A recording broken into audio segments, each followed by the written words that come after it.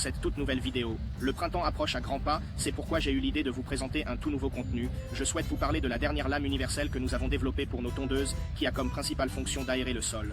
Ainsi, lorsque le mois de mars pointe le bout de son nez, vous serez prêts à affronter cette période de l'année grâce à cet accessoire indispensable.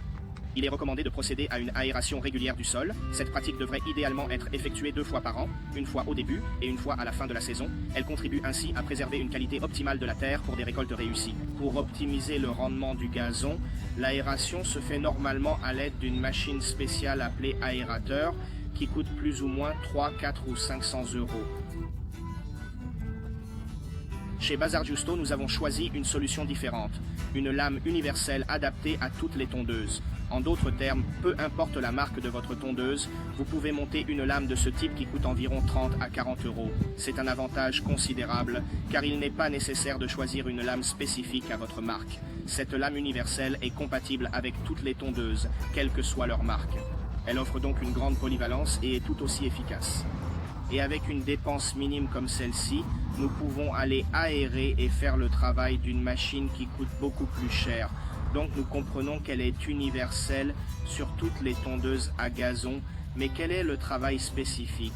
Comme vous pouvez le voir, cette lame a un trou universel pour qu'elle puisse s'adapter à toutes les machines. Et au bout, il y a ces ressorts. Ces ressorts vont, entre guillemets, gratter le sol, enlever le feutre. Je recommande une chose qui est très importante, est de régler la hauteur de coupe. Donc avant de commencer, vous devez travailler dans un point spécifique et essayer de ne pas trop bouger pour voir le résultat de l'opération dans ce mètre carré. Après quoi, si le travail est bien fait, nous allons continuer. Je vous rappelle que si vous maintenez la hauteur de coupe trop bas, vous risquez de tout gâcher. Donc la hauteur correcte doit être insérée, ni trop haut, ni trop bas.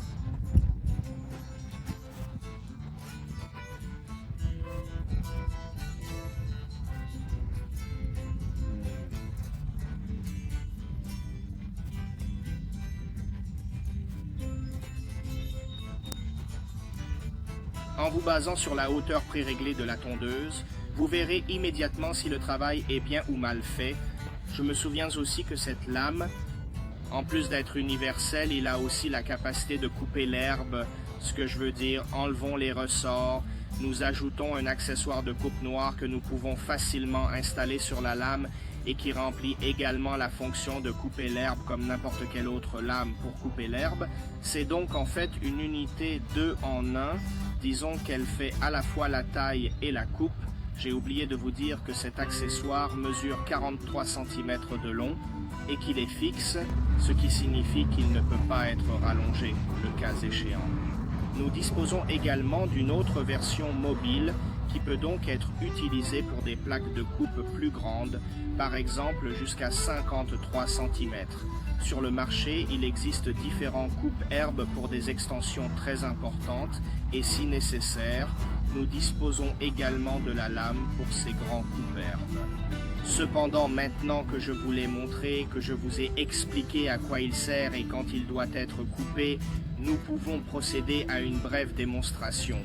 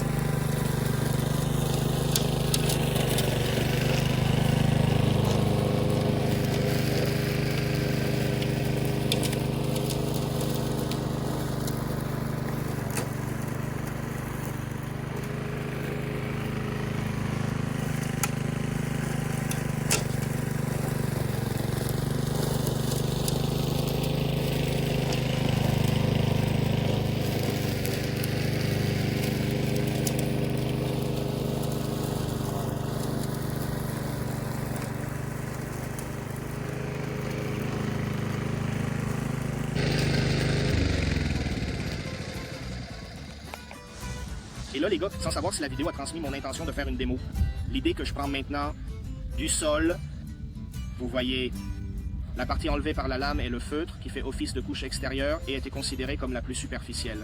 En réalité, on ne la remarque même pas avant, donc elle passe totalement inaperçue. En effet, on ne la voit pas du tout. Cependant, il y a en réalité une quantité incroyable qui est expulsée. En fait, c'est uniquement la partie superficielle qui est retirée. La phase d'élimination doit être effectuée au début de la saison. Donc, il est essentiel d'effectuer cette opération au moins une fois par an. Comme je l'ai déjà mentionné, si vous le faites 2 fois, votre gazon sera encore plus sain et plus vert. Si vous négligez cela, votre gazon sera moins vigoureux et moins verdoyant. Donc, faites-en une habitude pour un meilleur aspect et une meilleure santé de votre gazon. Il est important de ne jamais oublier qu'il ne faut pas effectuer cette opération la première année si vous décidez de semer du gazon.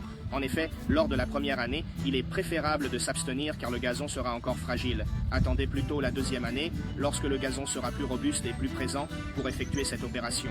En résumé, il est recommandé de patienter une année avant de procéder à cette opération afin d'obtenir un gazon de meilleure qualité. À la ferme, j'ai eu l'opportunité de créer un jardin que j'ai soigneusement semé en octobre dernier. Actuellement, je me retrouve ici, car si j'avais continué à travailler sur ce projet, je risquais d'endommager gravement le sol, qui n'est pas un terrain qui m'appartient, ce n'est même pas le meilleur, à vrai dire, mais juste pour vous faire une démonstration. La lame montre immédiatement ce qu'elle peut faire. Je cueille 2 poignées d'herbe, j'évalue leur quantité, puis je me souviens que je ne l'ai pas coupée, j'ai simplement aéré le sol, donc elle est vraiment efficace.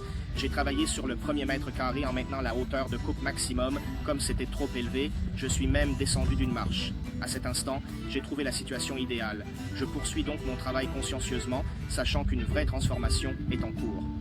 J'ai également oublié de vous dire que si vous avez un tracteur de pelouse, il ne faut pas le pousser, mais il faut le faire.